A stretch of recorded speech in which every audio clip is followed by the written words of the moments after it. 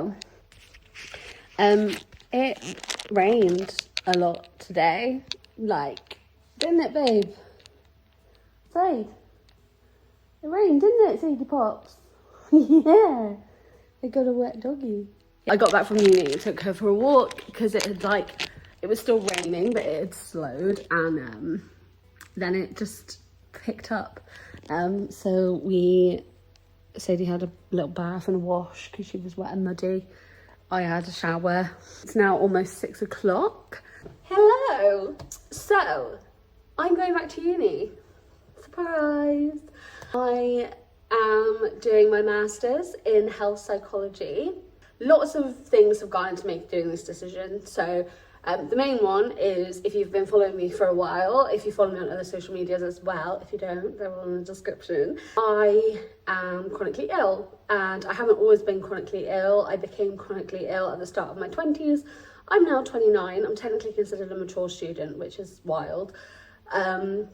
Because I remember when I was in my undergrad and when I was also doing my other masters, I was like, I am a mature students always felt like they had their lives together, and I significantly do not have my life together. I am not very well, and it's an autoimmune disorder, so that's it. It's not going to go away.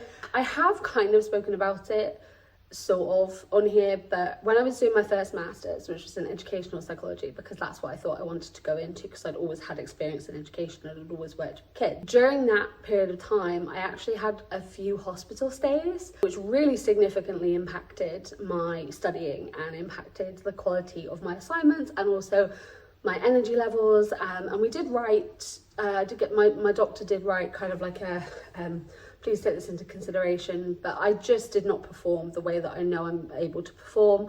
And I passed my master's, but just not enough to go on to do a PhD, which is what I wanted to do, and also not enough to do anything else with it. So that kind of was added onto my level of the kind of depression and the dissociation that I fell into. So I said I have spoken about this a little bit on here, but I haven't really gone into a lot of detail. But basically, I dissociated for a good couple of years. My depression was so bad, I really could not cope with the fact that I was chronically ill. It was a huge change to my life, and my body was changing in ways just so out of my control. And it was awful, and I didn't look after myself for years. I fell into this pit of survival mode, and did the literal bare minimum of everything, because I just felt miserable, because I had to give up so many things. I thought I had to give up my psychology career, I had to give up driving, I had to give up a significant portion of my freedom, and I had to give up my body. My body, it changed in ways that I couldn't keep up with, and it just felt awful. So I got, when I kind of was starting to crawl out of my dissociation cave and realized, oh my God, honestly felt like I'd gone to sleep, woken up 2 years later, and whoever had been there in that time had just trashed everything. And I was kind of looking at everything just on the floor, what do I do now? So I was starting from the beginning. I was learning how to live in a body that was different from what I was used to. I was learning to adapt to the fact that my mental health had been such an awful state, and that during that time, I'd made decisions that weren't very wise because my mental health was in such a fragile state. And obviously it's completely on me that those decisions were made, but it was made, the mental illness is a reason, not an excuse. I'm not using it as an excuse, but it happened because I was unwell.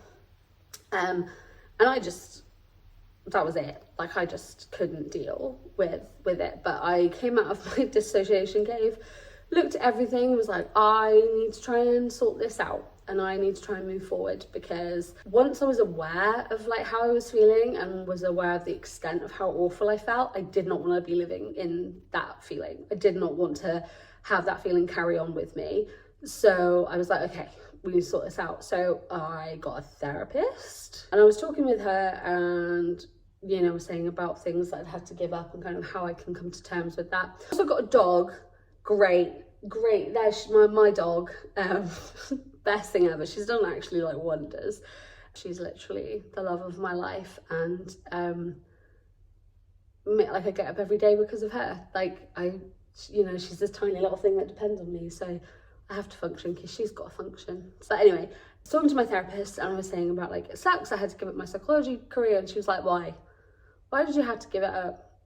Like, why? Who says you had to give it up? So I was thinking of options, and I'm aware that this is very privileged because I am in a position where I could do a second master's, because obviously I'd had my student loan, so I'd have to self-fund it, and I was in a position where I could do that, but I hadn't really thought about it much. And then I was thinking about like the potential of going back and redoing educational psychology, and I was like, my entire view of the world has just shifted, like completely shifted. The way that I viewed things now were just like, I was so aware of so much injustice and like so much that was going on, that I couldn't kind of carry on with things that I was doing before, because I was now aware of so much that needed help. So I was thinking about it and I was like, do you know what I really want to do is be the help that I didn't have. There is a significant lack of support from the people that get ill in their 20s, 30s, 40s. Like, there's a lot of support when you are a lot younger, which obviously is definitely needed, and I'm not saying there shouldn't be, and there's a lot of support for elderly people, again, as there should be. There should absolutely be support, like as much support as possible for both demographics of people, but there should also be support for the people in the middle. There should also be support for the chronically ill people in their 20s and their 30s that have had this entire shift in life and there is nowhere for them to go. There needs to be more support groups for different illnesses. There needs to be more understanding of women's pain and illnesses that women have and their attitudes towards that. There needs to be more education within healthcare that everybody is varied, and just because something doesn't fit textbook rules doesn't mean that that is not something that someone is experiencing. And I am very passionate about this, and I think that it's something that needs to be spoken about a lot. And there needs to be change in legislation, there needs to be change in understanding, there needs to be development in understanding. And I ended up going on this like complete rant like about all these things that I was passionate about to my therapist, and like things that needed to change. She was like, well, that's what you need to do. That's what you need to do. You need to go and change that. So I'm doing my degree in health psychology, doing my master's in health psychology. Hopefully we'll be able to get onto a PhD or a doctoral like teaching thing, and I can do research and I can contribute to making sure that change happens. Oh my god, I'm like getting emotional. Oh, I don't think that I will ever get to a point where I think I wouldn't change that this happened to me. I'm very jealous of people that can say that, because I wish that I could look at everything and be like, yeah, I wouldn't change a single thing. I'm not there yet. I don't know, maybe I'd like to be there. I'd like to be that content with everything. We'll see. But what I have reached the conclusion of, and I am comfortable with saying this, is this has happened to me no matter what. I can't change this. I can't go back and make this go away. I cannot cure me. I cannot suddenly make me not ill. But what I do with that is what I can change. And the difference is staying in a dissociative bubble and not trying, and all the things that I was doing for the last like 4 years,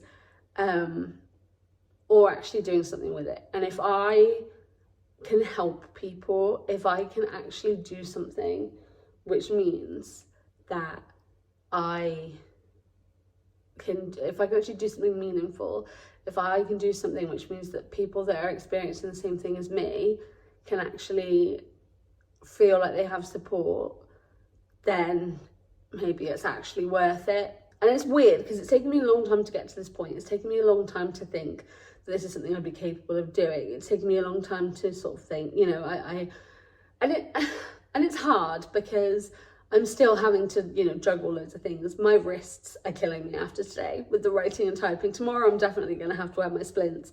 And like I have to plan my day around medication, which I didn't have to do before. I have to think about like when I'll be able to, and also getting comfortable with taking medication in front of strangers because I have to take them at certain times. So I have to, if one of my times is in the middle of a lecture, then I have to do that. And so much of my illness is kind of on display, like and so much of me is on display. I've had to ask for disability support, which I've gotten, which is really good. I've had to ask for like adaptations to be made. I've had to ask for that I can make sure I can record every lecture because obviously I'm deaf, so I have my 2 hearing aids and they're very good, but sometimes I might miss things, so recording it is really good because I can ask other people about it.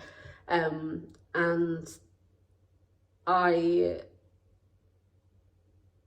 so much I've had to be like brutally honest. Like I've had to be like, here's me, here's everything I come with, and I've had to do that to strangers, and that's kind of been very vulnerable and very different. And normally it takes a while for me to kind of tell people how I feel and disclose things with them, so I've kind of had to be like more honest and more open a lot quicker, and have to like I've had to switch my lectures and things like that. So it's interesting, and it's been kind of like a learning curve. Everyone's like been really supportive and really good and stuff, and today I like got quite a lot of my assignments through, and I'm really looking forward to looking at different areas of healthcare that I'm really passionate about and talking about that with people, making doing research and putting things into place so that hopefully I can help. Yeah, back to school as a mature student.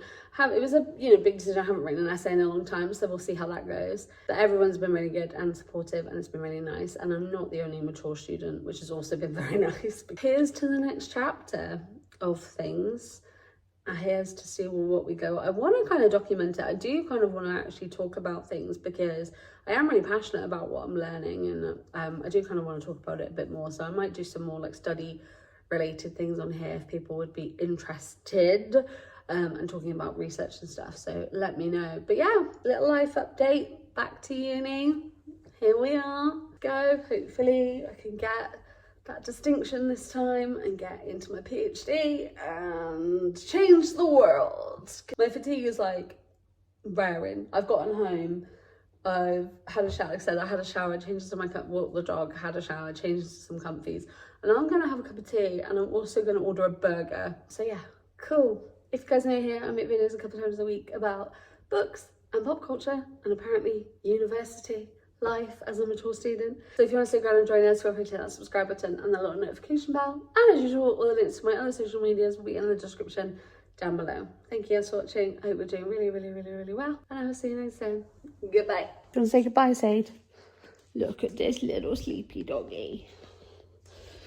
Look at this little sleepy doggy. You sleepy doggy. It's been a hard day being one. Okay, bye.